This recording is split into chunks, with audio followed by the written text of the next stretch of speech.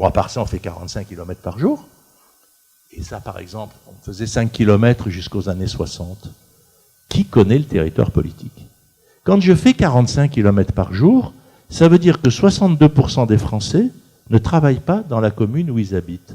Quand je vote comme habitant ou comme producteur, comme citoyen ou comme acteur de la production. Mais c'est complètement différent.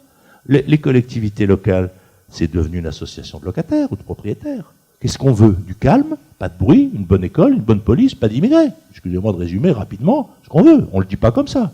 Mais si j'arrive en disant je vais mettre une usine, on me dit attends, ça va pas, j'ai acheté une maison, j'ai acheté un jardin, etc. Si on dit je vais mettre un foyer de jeunes immigrants, bon non, écoute, tu sais, ici ils seront pas bien, il n'y a pas de transport, etc. Mais en réalité, on sait tous comment ça fonctionne.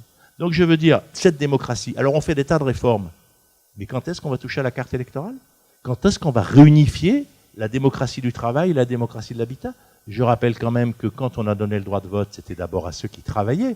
Le droit de vote, d'ailleurs, à l'époque, on interdisait le vote à ceux qui n'avaient pas de revenus. Donc, à quel point c'était pas le fait d'habiter qui donnait le droit de vote, c'était le fait de produire.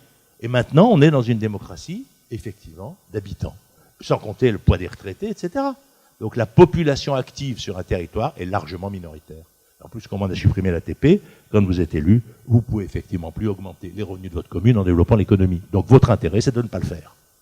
Évidemment. Et donc, on a créé une absurdité économique qui sont des collectivités locales anti-développement économique.